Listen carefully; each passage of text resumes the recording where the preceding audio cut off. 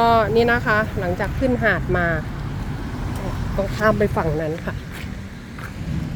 นั้นก็จะมีช็อปนะคะแล้วก็จะมีเซเว่นด้วยเซเว่นนี่มีทุกที่เลยนะคะใกล้ที่พักเราก็มี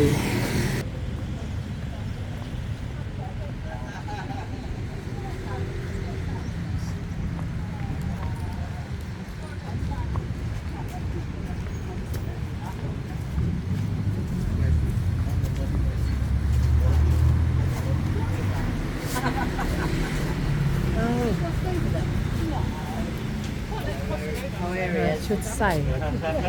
เนี่ยเสื้อแบบนี้ลุงคิดสีขาวอ่ะ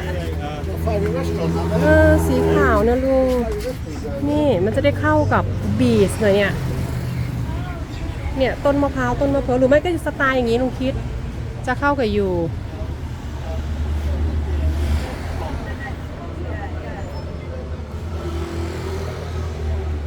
หรืออย่างนี้นี่ก็เข้านะ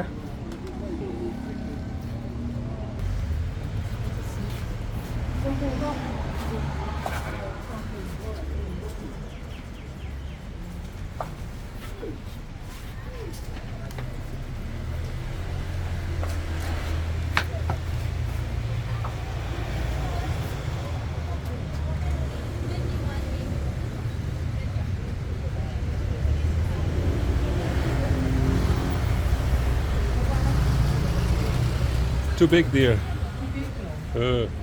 ไซส์เล็กกว่านี้ไหมคะเขาเลือกพิงไม่เอาเนาะตอนนี้ดีก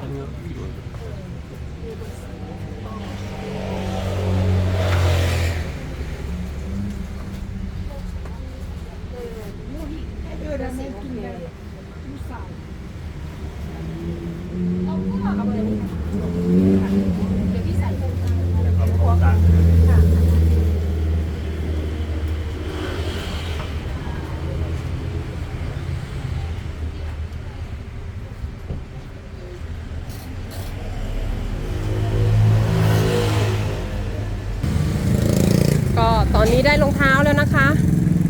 ตอนนี้ก็จะมาหาบอดี้สูทนะคะสวิมมิ่งนะคะแต่มันไม่ใช่บอดี้สูทนะมันรู้สึกจะเซ็กซี่ไปนะคะจะเหมาะกับเราไม่หนอเขาจะคิดว่าเป็นอะไรนะผีพายแช่น้ำหรือเปล่าเนี่ยนี่ก็ป้าใส่นะคะลองคิดดูแว่นตาค่ะไอชุดว่ายน้ำนี่คิดยังไงคะอ๋อมีหลายแบบใช่ไหมแบบไม่ต้องเซ็กซี่เกินนะคะเอาแบบโอ้อันนี้คือไม่เซ็กซี่มากใช่ไหมคะโหลปาดโอเคเดี๋ยวขอดูก่อนนะคะแป๊บนึงค่ะไหนลองเทสสิแว่นตาเทสสิคริสหล่อไหมปาดพี่อาโนเข้ามาเที่ยวทะเลเหรอคะ มาเที่ยวทะเลภูเก็ตก็เนี่ยมันจะมีแบบนี้พี่เขาบอกไม่ค่อยโป๊แล้วก็จะเป็นแบบนี้เป็นกางเกงเลยนี่มันจะมีสองตัวนะคะแบบนี้ชอบเป็นกางเกงคุณคริสกางสีไหนสวยสีกรมท่าหรือว่าสีนี้กรมท่าไหม What do you think เนาะตัวนี้ดีกว่าเพราะว่าอย่างเราต้องอย่างนี้แหละค่ะเพราะว่านี่น่ารักเอาตัวนี้แล้วกันค่ะเอาตัวนี้ส่วนแว่นตาของพี่อาโนนี่เท่าไหร่คะอันนี้ก็จ่ายตังค์แล้วเหรอจ่ายไปแล้วใช่ไหมอาโนอันนั้นไม่แพงโอเคค่ะเดี๋ยวป้าพี่ซี่ขอจ่ายตังค์ก่อนนะคะก็ตอนนี้นะคะได้รองเท้าด้วยนะคะพี่ก็ลดให้ค่ะใจดีมากเลยนะคะก็ทั้ง2อันนี้นะคะก็ราคาเดียวกันเลยนะรองเท้าว่าสวยนะคะคุณคิดบอกว่าก็ถามคุณคิดว่าสีนี้กับสีดำกับสีนั้นคุณคิดบอกตัวนี้สวยนะคะใส่แล้วก็ดูเท้าขาวนะคะก็โอเคงานมันจะดีมากค่ะใช่ค่ะใส่แล้วสบายโอเคนะคะเดี๋ยวป้าพี่ซี่ขอจ่ายตังค์ก่อนนะคะตอนนี้นะคะพอได้รองเท้าใหม่แล้วนะคะตอนนี้ก็เดินในทรายได้คือผ้าใบไม่อยากเดินค่ะเพราะว่ามันเวลามันเข้าแล้วมันโอ้โหเวลาเราไปเดินตามถนนมันไม่สบายเท้าค่ะมันต้องแบบว่าเอารองเท้า แต่เสียดายค่ะ ร้านพี่เขาที่ป้าพิซี่ซื้อชุดว่ายน้ำนะคะบอดี้สูทนะคะสวิมนะคะก็แบบว่าเขามีสีขาว Not yet. เขามีสีขาว Sit down. what you think not now yes Towel and yeah เดี๋ยวแป๊บนึงค่ะ ให้พี่เดินไอ้นั่นก่อนเขาถามว่าจะนั่งไหมเขาบอกว่ายัง it's Go. got the water. yes โอ้โหดูนะคะนู่นค่ะคนไปถึงนู่นเลยค่ะ เยอะจริงๆค่ะ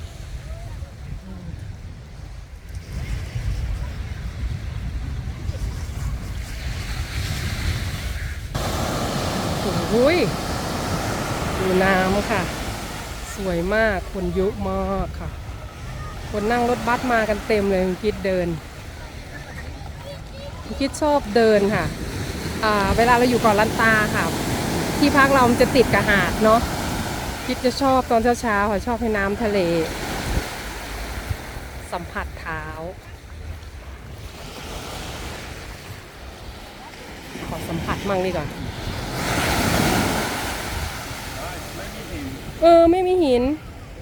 ไม่มีหินมีแต่ทรายลุงคิดบอกไม่มีหินเลย I have to go swimming here. ใช่หินไม่มีเลยเนาะโอ้หาดเขากว้างมากเลยค่ะ Really nice water. ได้สูงอะมองขึ้นไปอย่างเงี้ยสูงมากค่ะหาดเขากว้าง เดินสบายค่ะ หินก้อนเล็กๆก็ไม่มีค่ะ ดูนะคะน้ำขึ้นมาเนี่ยหินก้อนเล็กๆอะไม่มีเลย มีแต่ทรายค่ะทรายอย่างเดียวโอ้โหทรายล้วนๆค่ะ เดินนุ่มอ่ะเหมือนแป้งเลยอ่ะ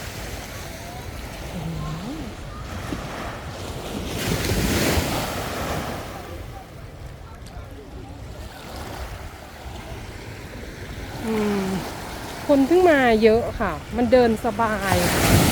อุ้ยลุงคิดนี่น้ำเริ่มขึ้นแล้วนะเนี่ยมันน้ำเริ่มขึ้นแล้วเกงป้าเปียกเลยค่ะเพราะว่าเราใส่ไอ้เนี่ยเปียกไปครึ่งนึงแล้วโอ้ยปาดนี่แหละเขาเรียกว่าน้ำโมโหอ่ะดู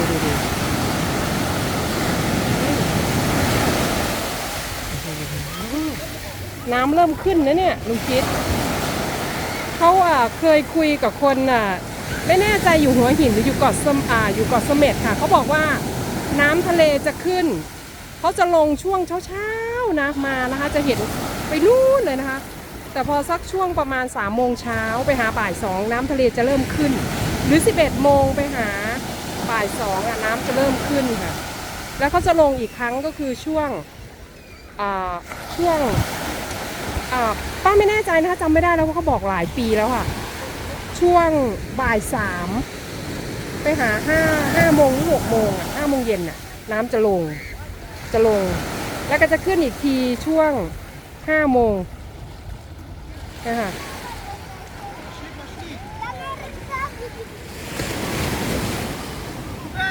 ว้าวลูกชายวิ่งหนีพ่อลูกชายบอกบ่ไหวแล้วย่านน้ำผมปุ่นแลนไปหุ่นแลนหัวตั้งไปเลยบอกพ่อมันห้องมากวะลูกบอกว่าไว้แล้วพ่อพัดแห้งแล้วเกินดูตรงนู้นนะดูค่ะดูพัดคนเลยค่ะดูน่ากลัวว่ะบิ๊กเวฟเลยอ่ะน้ำดูนู่นค่ะมันปกติหรือเปล่าเนี่ยคิดปกติไหมเนี่ยทำไมน้ำมันดูเหมือนพิโรธยังไงหรือเปล่าเนี่ย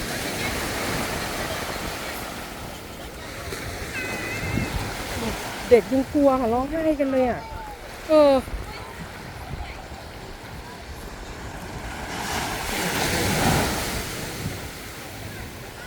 กู๊ดเนาะอยู่ไรมันขึ้นมันแรงไอเนี้ยคนที่มาเล่นอะไรนะwhat we say นะ in the water wave นะคะกระดานโต้ขึ้นอ่ะโอ้โหแบบแต่ต้องเวฟแรงกว่านี้ถ้าไปเล่นนะคะเขาจะมีจุดให้เล่นค่ะ ตรงนู้นก็เป็นเรือนะคะเรือประมงหรือเปล่าไม่รู้หรือว่าเรือนักท่องเที่ยวนะคะ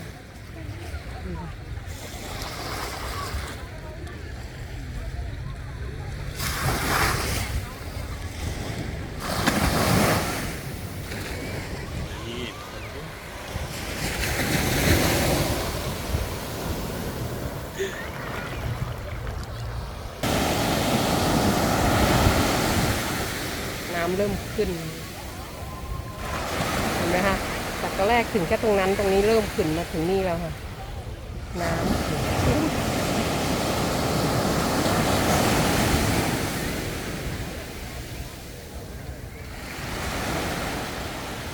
ต้องมาเล่นละ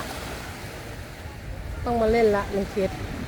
แต่ต้องมาเล่นช่วงเช้าโกนายโอคอกเซมอะแท็กซี่อะ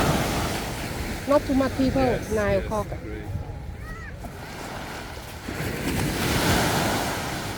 ตรงนี้นะคะน้ำใสมาก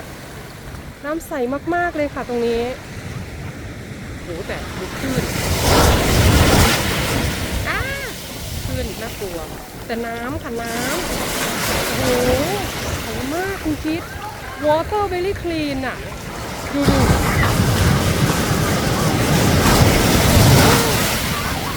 โอ้ยปาดคือมาแรงโอ้ยดูพัดเดี๋ยวเขากระโดดเล่นกับคลื่นค่ะเขาจะชอบกันค่ะมันสนุกนะคะเขาเรียกว่ากระโดดต้านคลื่นนะคะเนี่ยดูเขากระโดดกันค่ะคลื่นก็ตบเอาอะค่ะอะไรนะกระโดดเธอคลื่นตบอะค่ะต้องเขาเรียกโต้ค่ะโต้คลื่น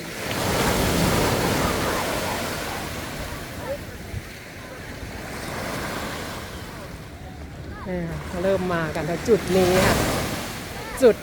จุดให้ขึ้นตบ ไม่มีแล้วตั้งเขามาแล้วอันนั้นตั้งเขามาแล้วค่ะแต่ไม่ใหญ่มาแล้วแต่ไม่ใหญ่นิดนึงอันนี้ไม่ใหญ่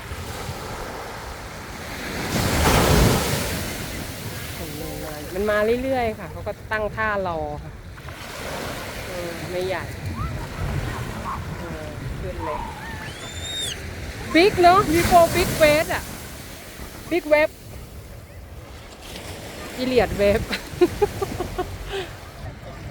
น้ำใสจริงๆค่ะเห็นไหมคะมันใสแล้วมันเป็นแบบเนาะใสแบบเขียวมรกตอ่ะคุณจะชมอย่าโกรธนางนะดูใสไหมใสมาก